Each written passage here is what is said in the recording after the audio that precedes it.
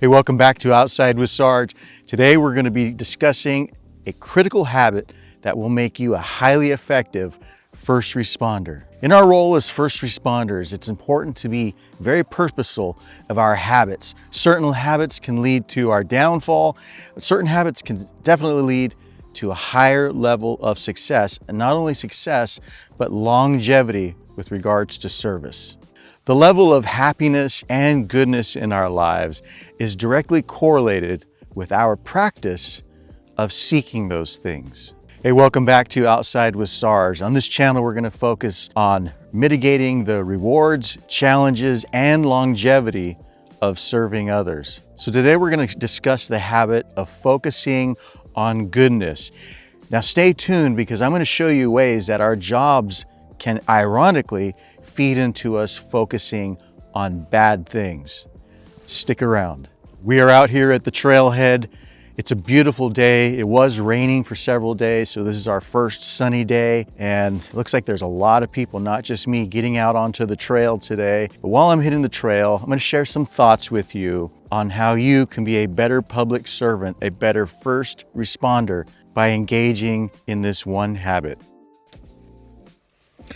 You know, throughout life, I was typically pretty good about focusing on goodness and generally being happy. Ironically, it wasn't until I became an officer that that pattern was compromised.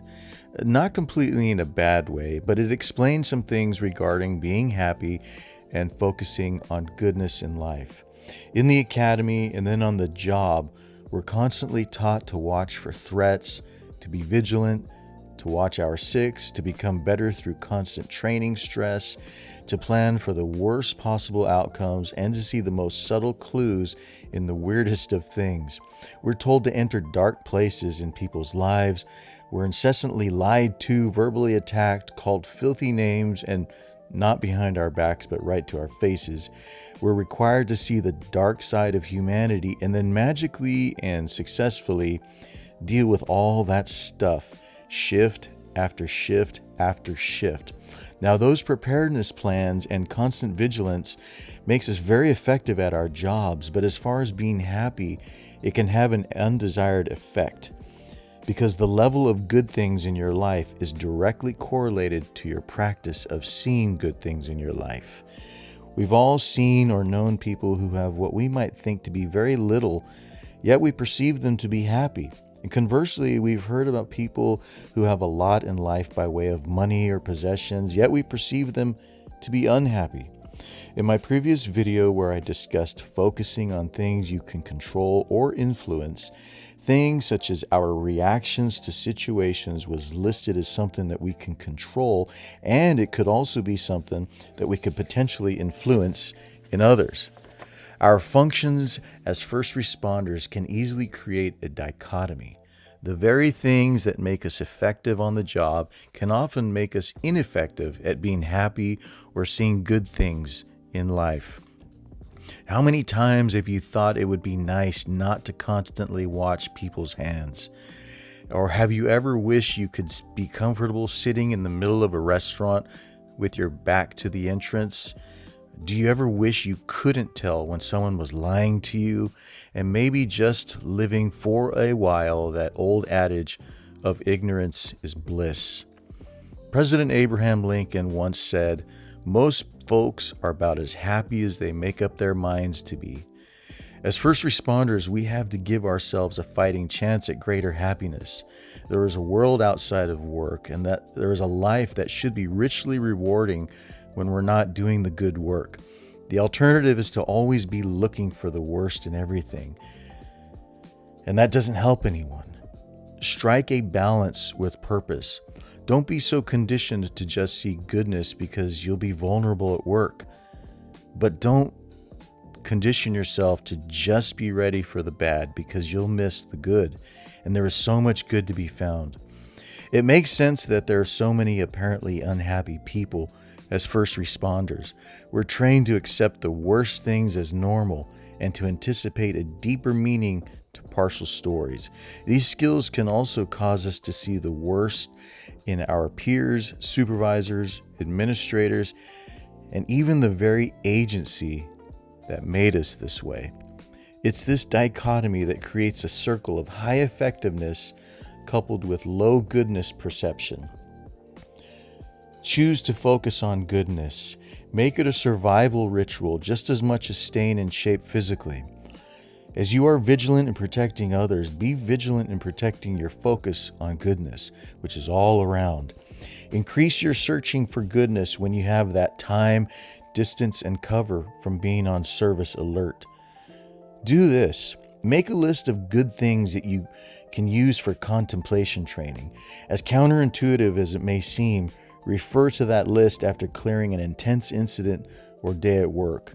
I wrote down specific things such as making a plan for a beach trip, cooking pizzas with my neighbor, playing music with friends, cooking meals for family, playing the drums, going to museums, flea markets, etc., etc.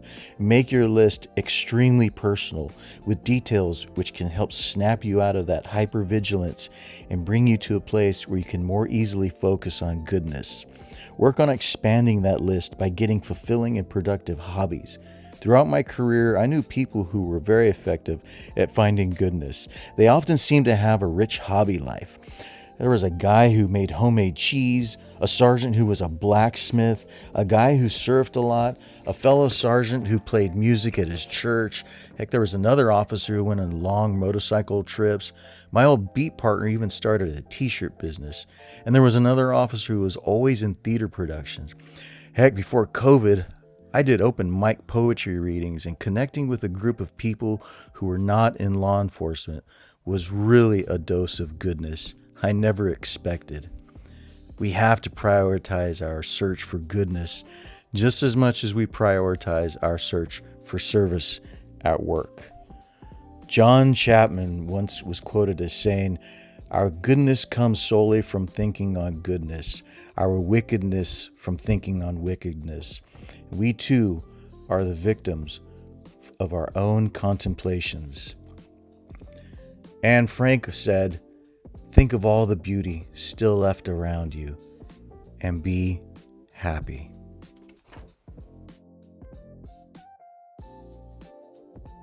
That was a great hike. And like I mentioned, in an odd way, our very jobs as first responders can directly affect what we focus on. And oftentimes, it can be very easy to focus on bad things. We have to be purposeful about our focus on good things. There are plenty of good things to focus on. Let's get outside our own thoughts. Heck, let's even get outside of some of the training we have to look for those signs and symptoms of crime being afoot, or reading into so little to extract the meaning of a person's words or actions. Our job can take us into dark places at times. We have to be the ones to say, I'm not going to stay there. I'm going to look for goodness. And in that way, you can have greater longevity and higher reward with being a first responder.